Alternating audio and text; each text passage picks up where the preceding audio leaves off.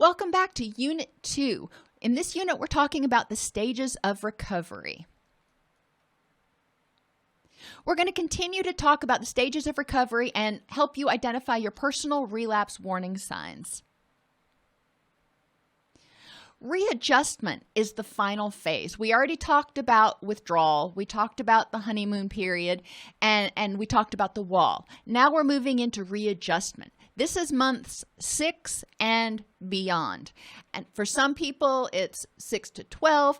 But for most people, we're still talking, 6 months to their 24-month period. That first 2 years is really critical in the readjustment process, which is one of the reasons that it is highly recommended that you don't make any major life changes within that first 2-year period. During this time, the person in recovery and their family, as they define it, begin adjusting to the new recovery-oriented lifestyle. Not everybody considers family blood relatives. When I say family, I mean your significant others, your social supports. Everybody is adjusting to this new lifestyle. For example, maybe not keeping alcohol in the house or not going to do certain things. Maybe you used to go shoot pool at a bar every Friday. Well, that's not something you do now. And the whole family may be adjusting to this new lifestyle. And there are ways you can work around it. There are places you can go to shoot pool where they're not serving alcohol. But it's going to be important as a family and as an individual to decide what activities and what things are important. The family is also adjusting at this point to learning to trust you and your recovery process. They are having to learn new behaviors and probably new ways of communicating. And it's going to be important to recognize that this is a learning process. It's a growing process. And everybody is going to have their periods of questioning, of doubt, of struggle during this period. So communication is really important. For you, the person in recovery, this can be a really challenging time because you feel like you are doing the next right thing and you are just kicking recovery's tail and you are very proud of yourself and very confident. And the people around you may seem to be doubting or less confident. It's really important to make sure that you are surrounding yourself with others who are in recovery who can bolster your confidence and remind you how well you're doing, but also remind you that your family, your loved ones have seen you relapse before, so they're scared, and help you deal with the difference between your level of confidence in you and their level of confidence in you. It's also important at this point in time for your significant others to be dealing with their own issues surrounding the addiction and your addictive behavior and how they responded. 12-step Al-Anon groups, for example, Codependence Anonymous, those can be very helpful. Some people choose to go to church. However they choose to work through the recovery process and learn this new normal is going to be up to them. But it is important. Addiction and mood disorders are all family issues. If somebody in your family, if you are clinically depressed, for example, it has had an impact on your family. They have dealt with you in ways that are different than maybe they would have dealt with you otherwise. There is going to be an adjustment process. It's important to keep following your plan, even when you feel cured, even when you feel better.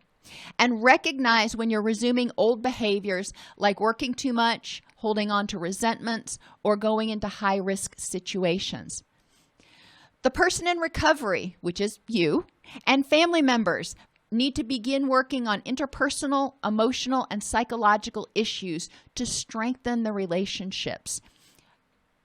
Everybody, when they get into relationships, or even when they don't, everybody's got baggage, okay? Let's just put it out there. Everybody's got baggage. So thinking that you as the quote identified patient are the only one that has issues that need to be dealt with is faulty logic.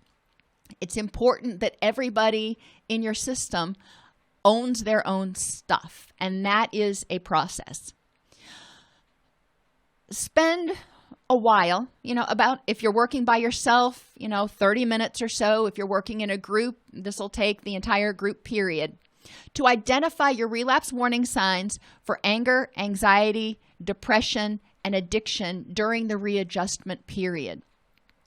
During this 6 months plus, you feel like things are going great. If you're in 12 steps, you've picked up your 6-month chip, you're feeling pretty confident. If you are dealing with a mood issue, 6 months into it, you're probably feeling a lot better right now.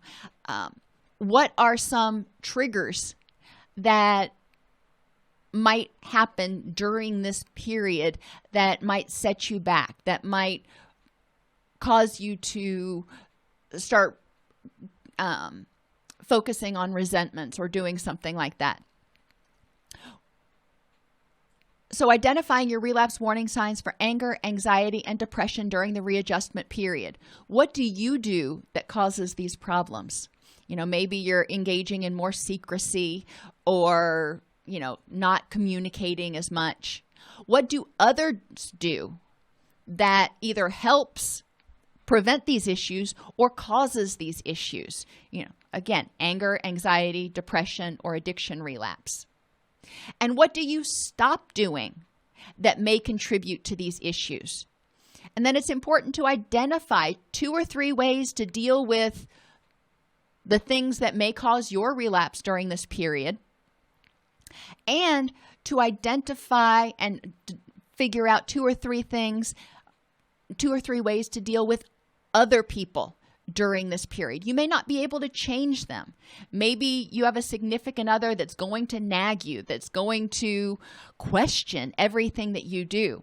Okay, you may not be able to change this person. So what are 2 or 3 ways that you can deal with that in order to prevent it from triggering negative moods or an addiction relapse? Remember that recovery begins when you make that decision to get better. So you are on the road to recovery. You've identified your relapse warning signs and triggers for addiction, anger, anxiety, and depression in all phases of the recovery process. It's important to continue to review your list daily to identify vulnerabilities, not only for addiction, but also for mental health issues, and steps you need to start taking right then and there to help you stay clean, sober, happy, and healthy. It's also important that you identify steps you need to take with other people to ensure a supportive recovery environment.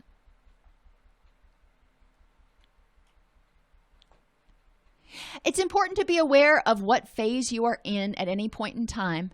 Be patient and not try to do too much too soon. It's vital to check your relapse warning signs and relapse triggers each day and view prior relapses as learning opportunities and figure out how to avoid these traps in the future.